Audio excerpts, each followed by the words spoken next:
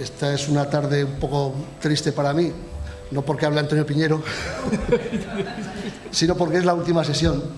Y la verdad es que yo lo estoy pasando fenomenal. No sé si ustedes, pero yo lo estoy pasando estos días fenomenal. Para mí es un privilegio haber coordinado estas jornadas y escuchar a estos grandes autores, historiadores, escritores, novelistas, y lo estoy pasando francamente bien. Y creo que todos ustedes, yo soy profesor y por tanto estoy acostumbrado a ver todos los días a mis alumnos enfrente en la facultad, y por sus rostros y por cómo atienden y cómo están atendiendo, pues me parece que también se lo están pasando bien y creo que están disfrutando de estos días. Pues esta tarde vamos a comenzar la sesión de las tres intervenciones, la última de la mesa redonda. Vamos a hacerlo como el primer día. Las dos intervenciones de Antonio Piñero y de Javier seguidas, 5 minutos de descanso, y remataremos las jornadas con la mesa redonda tras ese pequeño descanso. Pues en primer lugar, Antonio Piñero, catedrático de la Universidad de Madrid, para mí para todo el mundo, uno de los grandes, por no decir el primer especialista en nuestro país en la figura de Jesucristo, sobre todo, al cual le da vueltas y vueltas, en la figura de San Pablo, al cual le da vueltas y más vueltas, y siempre encuentra y siempre nos descubre pues aspectos y mundos, universos incluso nuevos. Antonio dice que vive en el siglo I y en el siglo II después de Cristo. Yo creo que sí, por lo menos por lo que sabe, ¿no? Y por cómo nos ha aproximado esa época, esos primeros cristianismos, a esa figura de Jesús de Nazaret, las mujeres de Jesús que vivieron con Jesús de Nazaret, en torno a Jesús de Nazaret, y por supuesto todo ese mundo tan fascinante y que lleva 2000 años apasionando a los seres humanos, que es el mundo de Jesucristo, los evangelios, las sagradas escrituras, la Biblia, etcétera, ¿no? Además, yo tuve la inmensa fortuna de escribir una novela a medias con Antonio Piñero, El trono maldito, que nos pusimos de acuerdo enseguida, y a partir de las ideas que él tenía y que él había escrito en una especie de amplio borrador, pues fuimos perfilando diálogos, perfilando personajes, bueno, algo parecido a lo que yo he hecho ahora este año pasado con Alejandro Corral. Para mí aquella experiencia fue fascinante y espero que algún día pues a lo mejor también volvemos a colaborar en otra novela de esas características, a lo mejor a continuación. José Luis Corral está muy contento, como digo, de haber colaborado con Antonio Piñero y de tener hoy aquí en Berín, ya lo conocen ustedes porque han estado en algunas otras cosas escuchándolo, el mejor especialista que tenemos sobre estas cuestiones en nuestro país. Yo le pedí que esta última sesión, que va a estar dedicada a las novelas, los evangelios, el Santo Grial, que nos hablara precisamente de eso, de los evangelios y el Santo Grial, y ya van a ver ustedes cómo va a merecer la pena estar aquí pues buena parte de la tarde escuchando primero a Antonio Piñero y después a Javier Sierra. Muchas gracias, Antonio, por estar en Berín, y cuando quieras. Muchas gracias. Queridas amigas, ¿esto suena? Ahora. No, ahora. ¿Me oís bien detrás? Queridas amigas, queridos amigos, yo estoy encantado. Es la segunda vez que estoy aquí. Y sin más. Y segundo, me sumo al coro de agradecimientos y felicitaciones a quienes han organizado y a quienes están aquí, a todo el trasfondo de lo que supone organizar esto. Yo soy el que agradece. Es decir, ustedes no me agradecen nada porque yo tengo la posibilidad de estar aquí y disfruto estando con ustedes. Y otra cosa más. Miguel Ángel dijo ayer que aquí se habían escrito en el conjunto de la gente que está en esta sala, bueno, falta Toti, más de 100 novelas históricas. Bueno, yo soy el último de la cola y con mucho. Yo he escrito 2 solo. O sea, muy poco. No me puedo comparar con ellos en absoluto. Mi vida ha discurrido por otros ámbitos, pero yo también estoy enormemente contento de haber invadido este campo porque me parece absolutamente fascinante. Y doy un sí rotundo al que podemos aprender historia a través de la novela histórica, porque las novelas históricas son fidelísimamente infieles, infidelísimamente fieles, y por lo tanto los hechos están ahí y los aprendemos con sumo gusto. Otra cosa, sí tengo, lo que ha dicho José Luis es verdad. Yo tengo empezada una tercera novela que es la continuación. Prometo públicamente que yo no la escribiré solo, sino con él. ¿Y sabéis lo que me ha pasado? Yo me he trasladado a Bayona hace unos meses. En el traslado de gran parte de mis libros se ha perdido una caja. En esa caja iban 36 o 63, no sé, folios escritos a mano, en donde estaba absolutamente descrita toda la tercera novela. Eso es muchísimo peor que perder, yo qué sé, un barco o algo así. Así que tengo que rehacerlo entero y solo tengo escrito el primer capítulo. Pero bueno, bien, así que como diría Pablo, uno de mis amigos, Paulinho, yo soy el aborto. Eso se llama él así. Es decir, el último, todo el mundo tiene apariciones del Señor.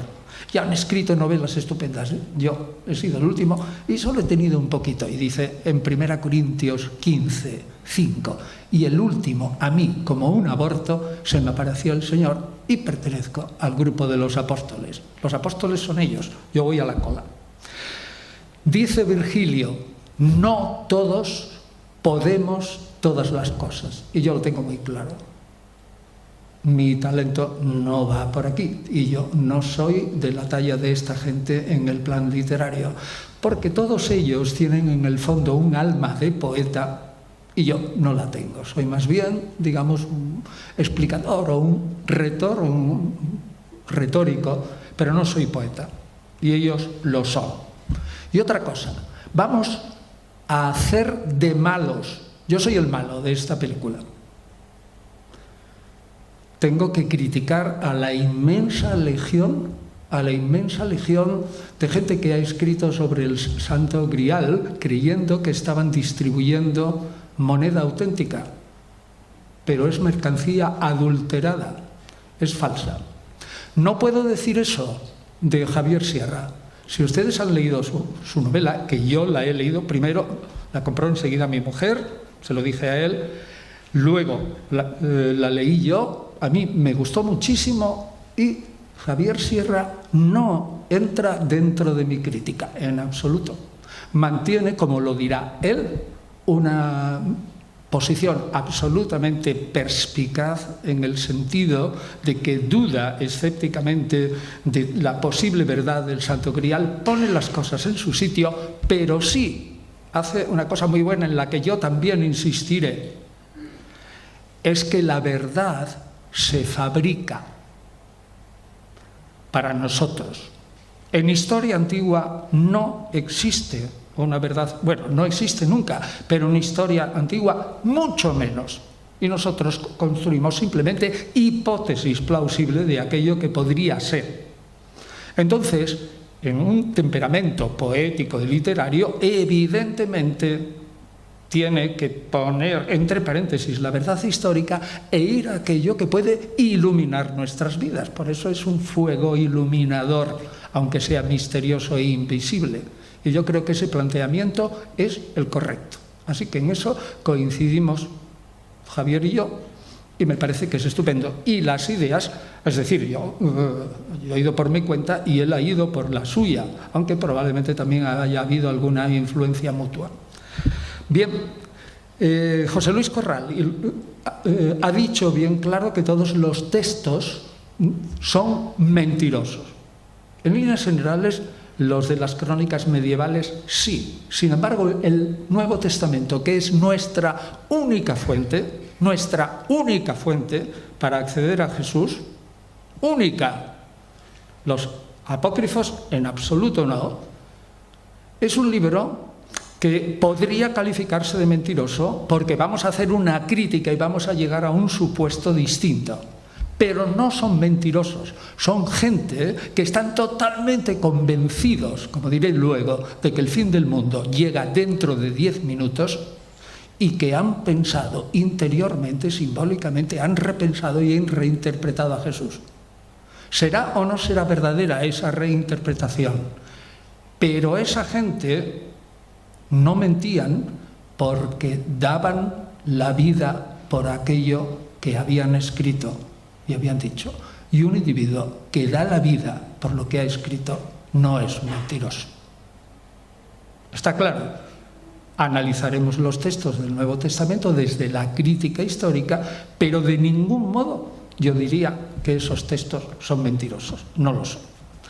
Respecto a la posible verdad del Santo Grial, y como digo, nuestra única fuente es el Único Testamento, nosotros tenemos 2 textos de Pablo, 4 o 5 textos distintos que pertenecen al cristianismo más primitivo.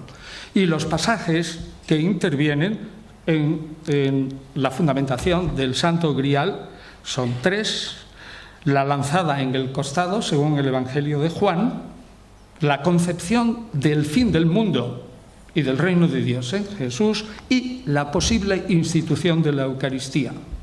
El episodio de la lanzada, que está única y exclusivamente en el Evangelio de Juan, carece de atestiguación múltiple. Está testimoniado en un solo Evangelio y, por tanto, por muy verosímil que sea que a un individuo le tienen que matar rápidamente porque empieza la preparación de la Pascua, por muy verosímil que sea, estando en el Evangelio que está, ese episodio es altísimamente simbólico.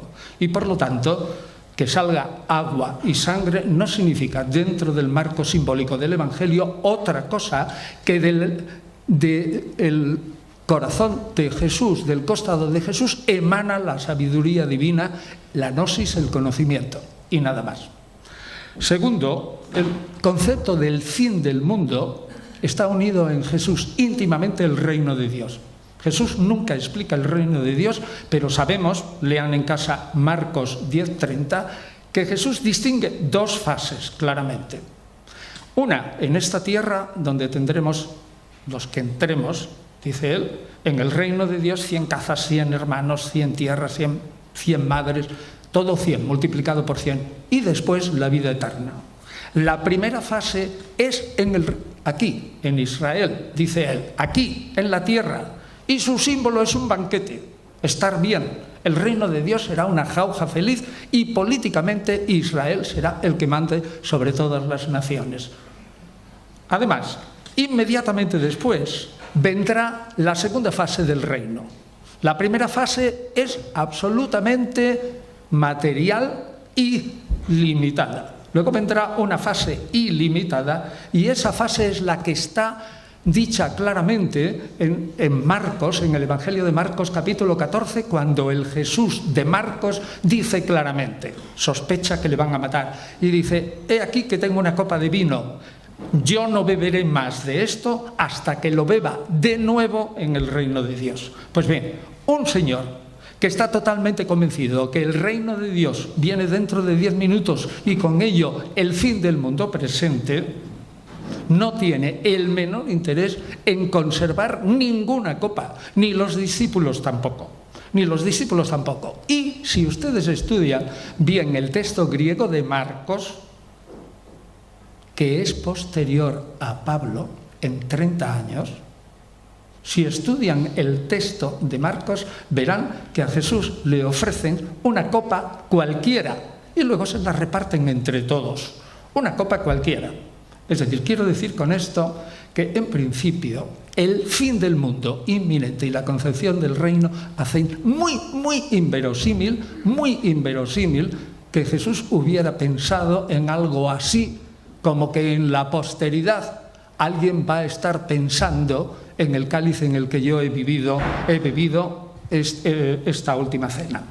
Por último, iría directamente a lo que pasó en la última cena.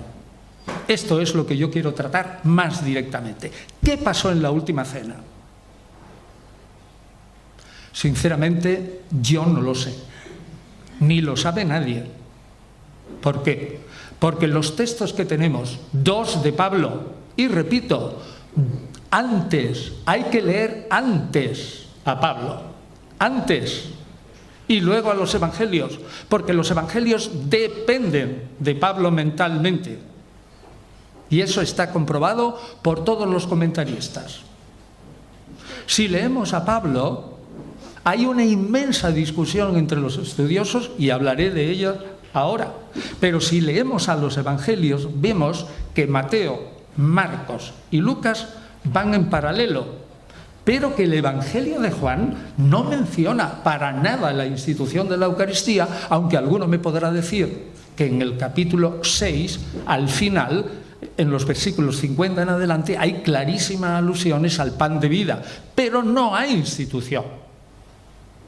Y el Evangelio de Juan es fundamentalmente simbólico, místico, más que histórico, y por lo tanto hay que entenderlo desde un punto de vista simbólico, y lo digo por segunda vez. Y tercero, es que resulta que el Evangelio de Lucas es bastante distinto del de Marcos y Mateo.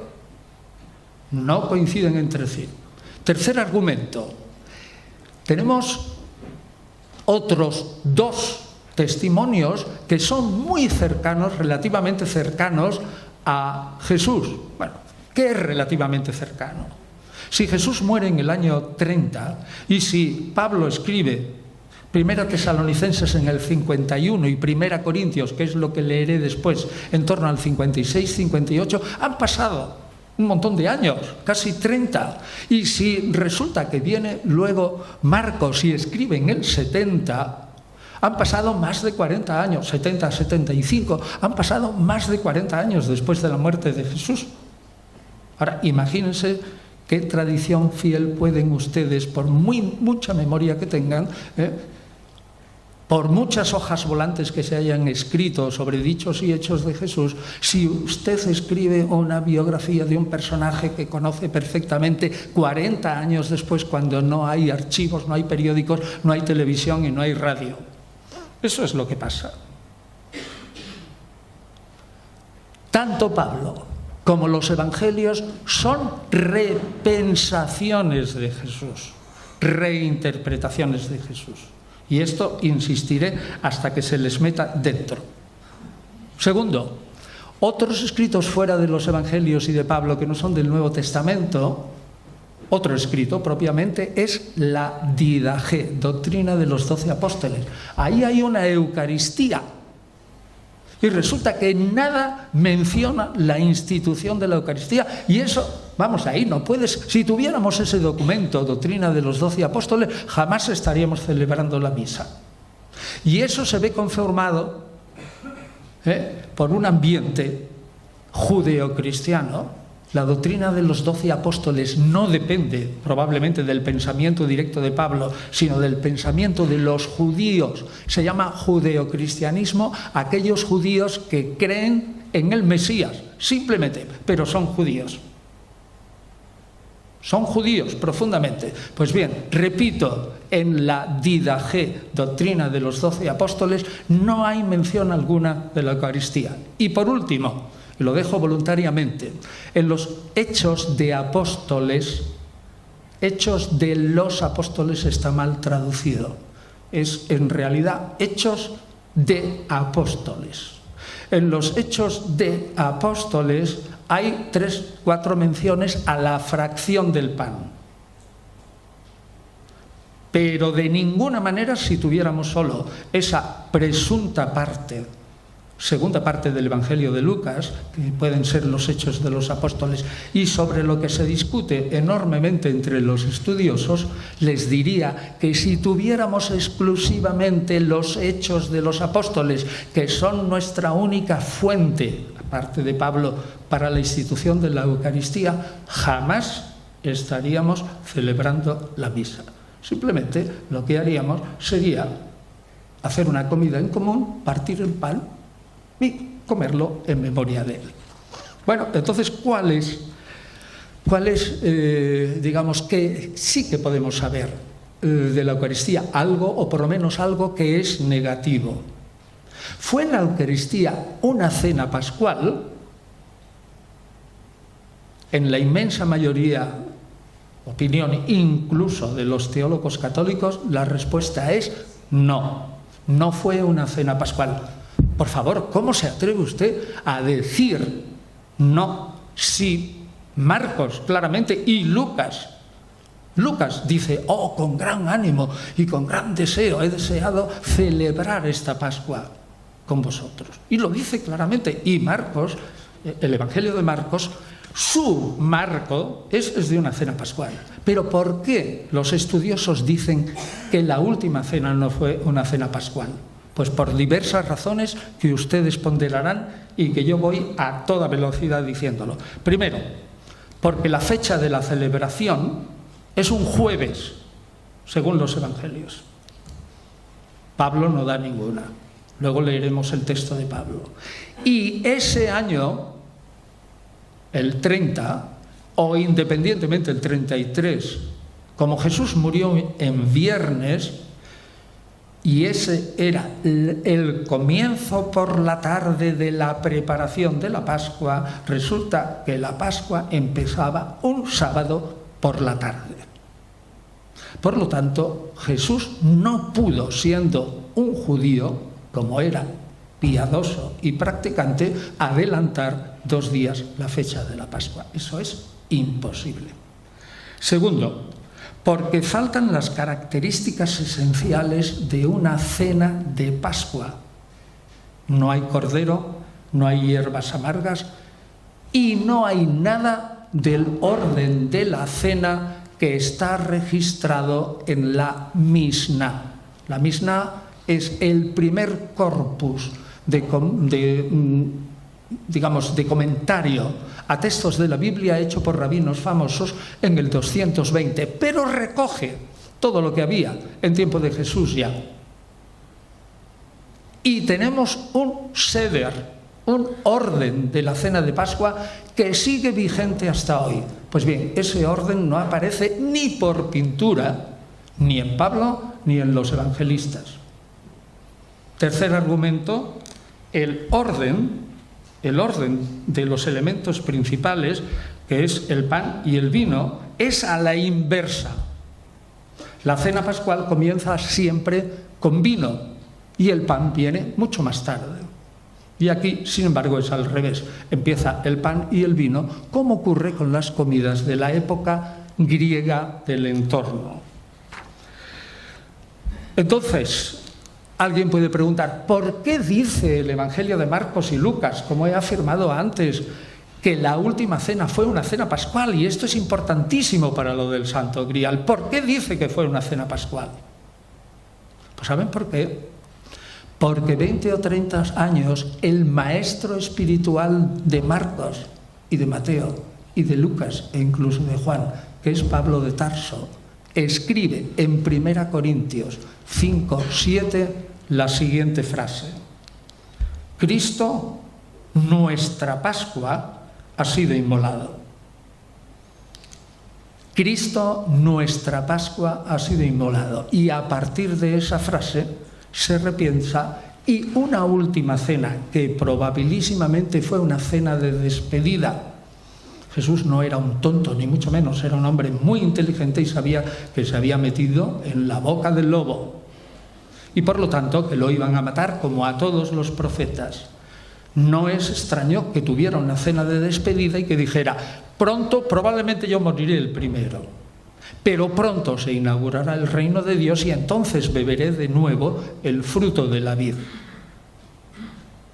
Entonces los evangelistas hacen coincidir la víspera de la Pascua, en la que se inmolan los corderos en el templo, con la inmolación anunciada del Hijo de Dios. Y por lo tanto, construyen de una manera errónea, pero absolutamente convencida, construyen en un momento en que ya no hay una conciencia de cuándo puede ser la Pascua en aquel año, construyen la idea de que Jesús celebró la Pascua, aunque no fuera así en la última cena. Piensen ustedes lo que quieran, estos argumentos están expuestos en mi libro. Bueno, lo he expuesto en La verdadera historia de la pasión, lo he resumido en el Jesús que yo conozco y lo he repetido muchas veces en mi blog. O sea, son argumentos públicos. Bueno, entonces, ¿con qué nos quedamos para ver el sentido de la institución de la Eucaristía si ya digo que no aparece claro en los textos, ni mucho menos que fuera una cena pascual?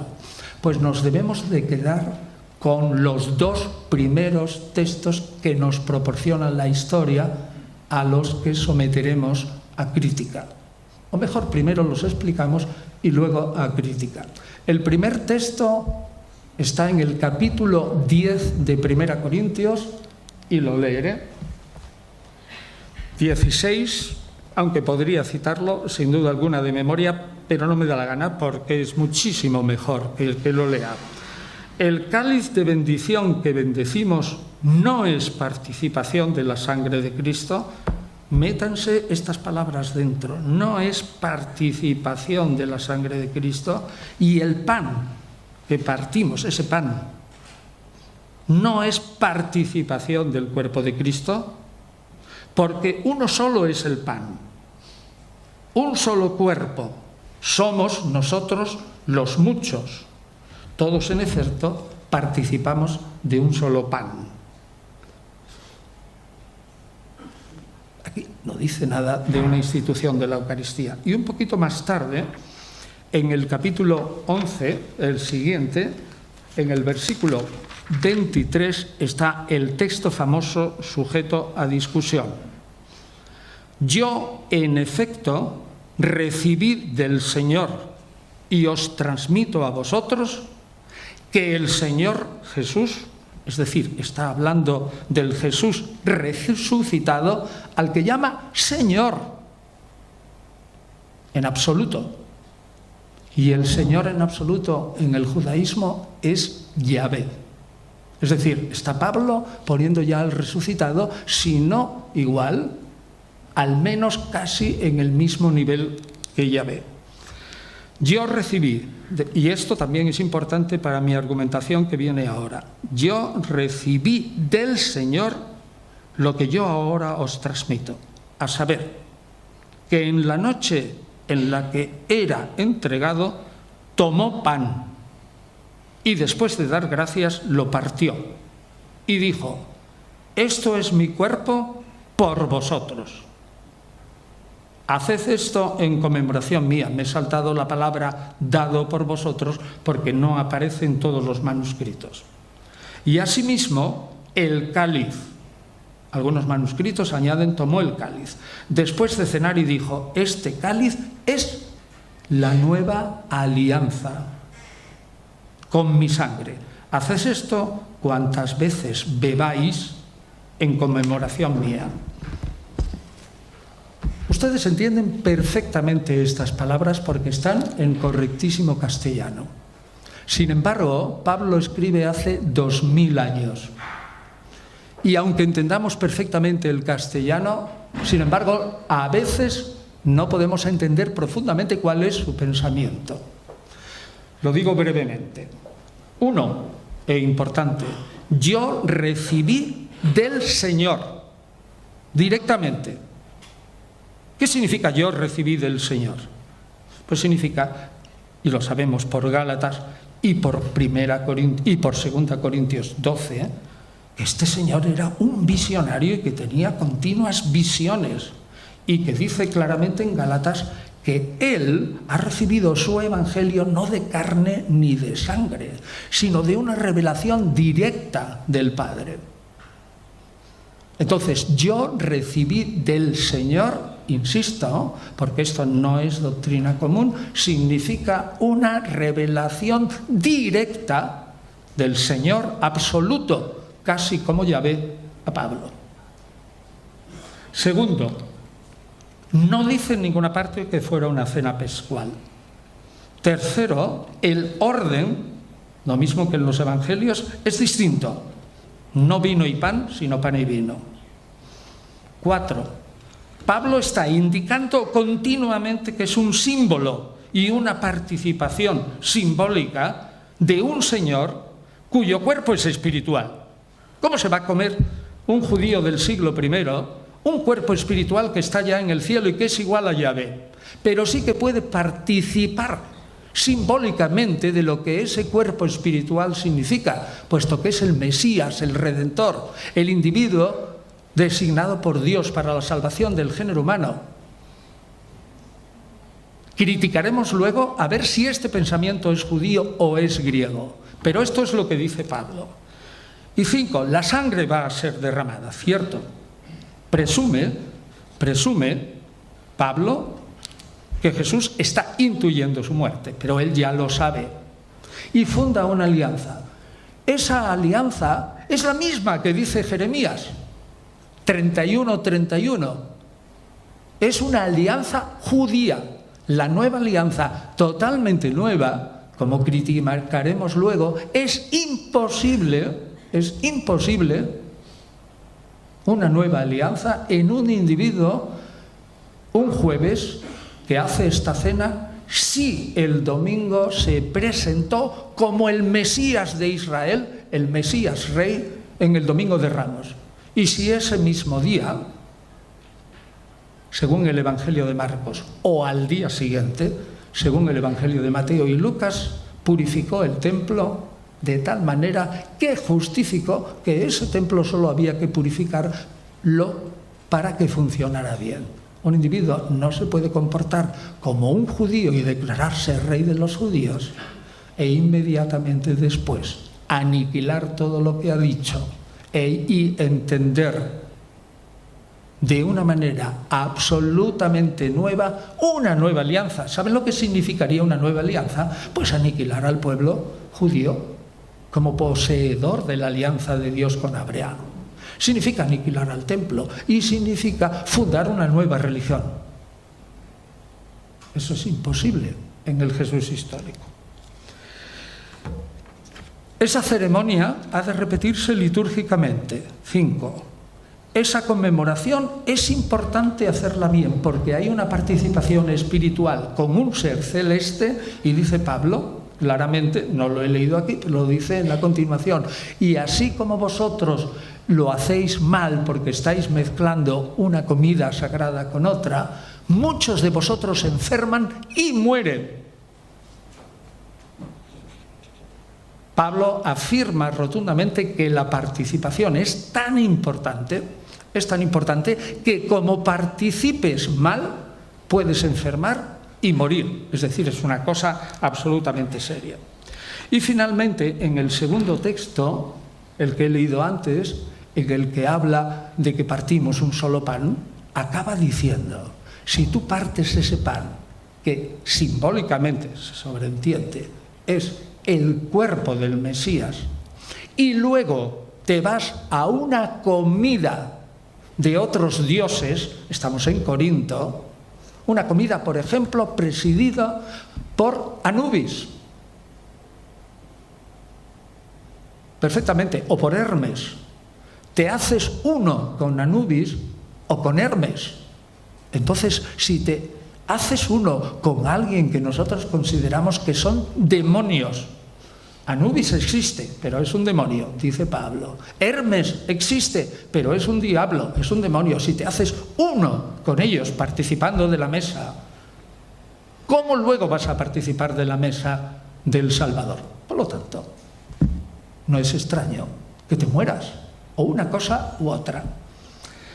Pablo está hablando de una cosa muy distinta al rito de la transustanciación que hoy pensamos nosotros.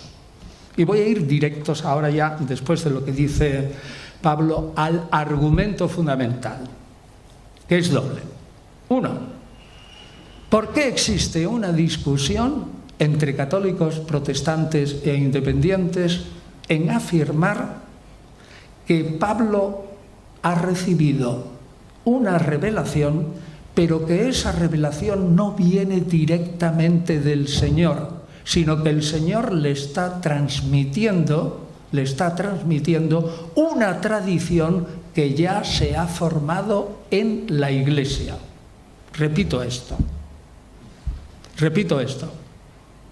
La mayoría de la gente, cuando lee 1 Corintios 11:23, en la que dice Pablo, yo recibí del Señor, y viene después la interpretación de la Eucaristía, interpreta, la mayoría de la gente, sobre todo católicos.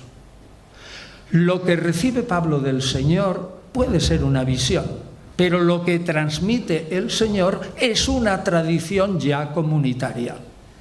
Bueno, a mí me parece que es absurdo, por la sencilla razón de que no necesita venir Dios, porque Jesús es el Señor, casi como Yahvé, está divinizado, para enseñarle a Pablo una tradición comunitaria. Una tradición comunitaria la emplea Pablo pues recibiéndola de los demás apóstoles, no del Señor directamente. Del Señor solo recibe cosas nuevas. Segundo, dice la gente, cuando un judío emplea la palabra recibir y transmitir, se refiere siempre a una tradición humana, no divina, sino humana. ¿Entienden la diferencia? Uno piensa, yo he dicho, esa revelación de que recibe Pablo viene de Dios. Y otros dicen, no Señor, no viene de Dios, o viene de Dios pero transmitiendo solo una tradición comunitaria. Y añaden un segundo argumento. El mismo griego que dice recibir y transmitir se refiere siempre a una tradición de hombres comunitaria. Y yo respondo, ese argumento es rotundamente falso. ¿Y por qué? Pues porque el texto más famoso del judaísmo, que es el comienzo del tratado Padres, Abot, padres, padre, Abot en plural, padres, de la Mishnah, que he nombrado antes, comienza así.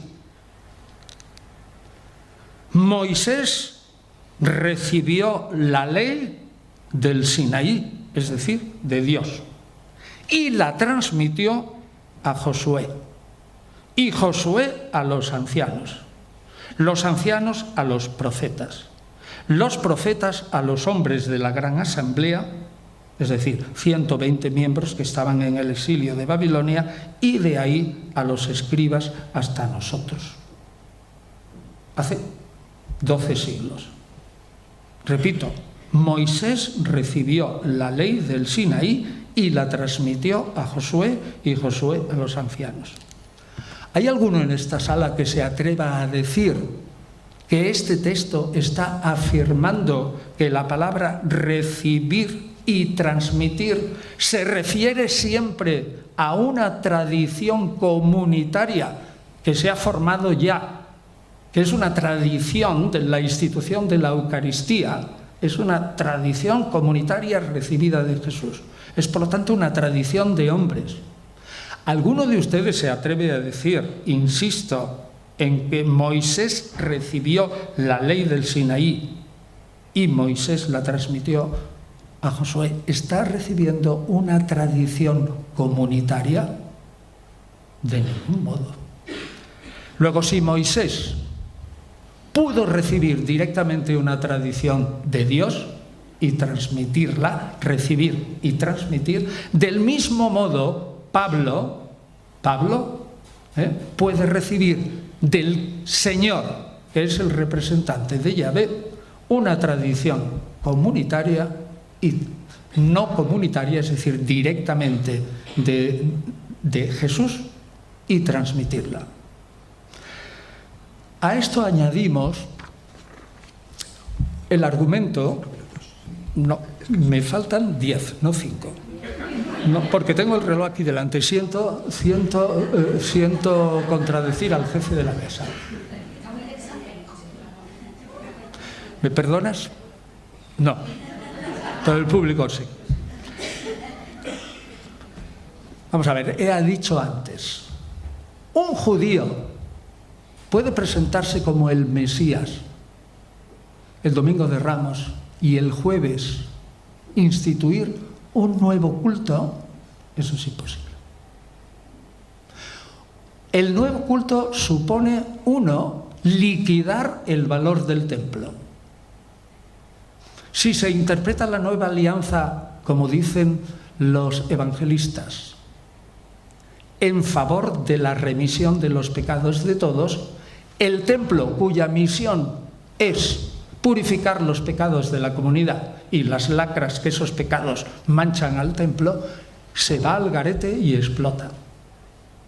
Es decir, que este Jesús, según esta hipótesis de esta institución de una nueva alianza, este Jesús el domingo, repito, se presenta como el Mesías de Israel y el jueves hace estallar todo el sistema del templo.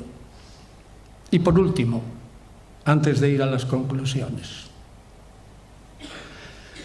ingerir directamente como tradición comunitaria el cuerpo del Mesías es una tradición absolutamente no judía. Es imposible tampoco en un Jesús judío. Porque ningún judío es capaz de participar del cuerpo de Dios. Y segundo, aunque sea simbólicamente, beber la sangre de un Salvador o un Mesías divinizado es absolutamente imposible porque choca contra la prohibición del Levítico de no ingerir sangre y con el tabú, una prohibición que se ha transformado en un tabú. Y no se puede hasta hoy ingerir sangre porque dice el Levítico, aquel que ingiera sangre, que es la fuente de la vida, será exterminado de mi pueblo. No se puede ser judío y aceptar esto. Entonces, ¿cómo entendemos lo de la institución de la Eucaristía? Pues lo entendemos así. La institución de la Eucaristía, sobre todo entre los católicos hoy día, depende del pensamiento de Pablo. Pablo es un judío, pero tiene un pensamiento griego y está hablando a los de Corinto.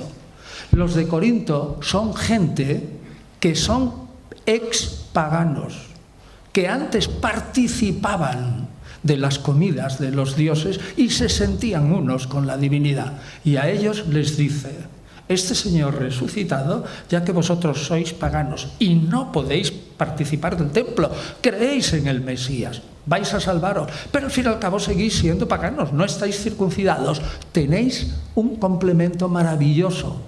Así como los judíos se sienten unidos en el templo orando a Dios, vosotros tenéis más. Ingerís simbólicamente, lo mismo que en un banquete de Anubis o en un banquete de Hermes, ingerís simbólicamente, o en un banquete de Baco, de las Ménades, ingerís simbólicamente el cuerpo y la sangre de vuestro Salvador y os hacéis uno con él. Es decir, Pablo escribe solo en 1 Corintios para los corintios, que son expaganos convertidos a la fe en el Mesías, pero no escribe, es decir, escribe para todos los paganos y para nosotros, pero no escribe para los judíos. Y por tanto hay que entenderlo todo simbólicamente. Así que con esto, y me quedan 5 minutos, yo sacaría la siguiente conclusión. No podemos estar seguros absolutamente de nada porque las fuentes que tenemos son problemáticas. Segundo, la manera de interpretar a Pablo, como lo suelen hacer los católicos, tiene que fundamentar la tradición de la Iglesia Católica, que es básica. Si yo acepto que la entidad de la institución de la Eucaristía es algo que Pablo ha recibido directamente del Señor y no a través del Jesús terreno, resulta que toda la tradición del cristianismo no viene directamente del Jesús terreno, es el que hablan los evangelios, sino que viene del Jesús celestial vía Pablo. Entonces, el cristianismo depende de las visiones de Pablo y eso no lo puede aceptar la Iglesia. La Iglesia tiene que sustentarse no en Pablo, sino en el Jesús terreno, que es igual que el Jesús celestial. Ahora bien, una vez que afirmas esa institución de la Eucaristía, ya puedes dar pie a que, pasado el tiempo,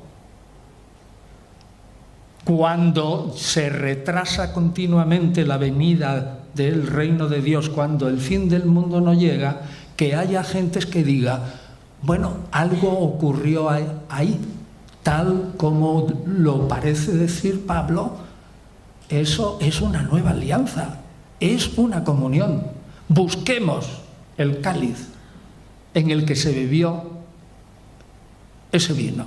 Claro, el pan, pues no, ni el cuchillo tampoco, pero el cáliz sí. Y es perfectamente plausible que si todo el cristianismo es una reinterpretación de la figura de Jesús, que viniendo el tiempo, quizás en el siglo IV, tenemos algún indicio que empieza ya entre ese montones de reliquias de Helena, la madre de Constantino, que encuentra en Jerusalén, es posible que ya empezara allí la historia del Grial.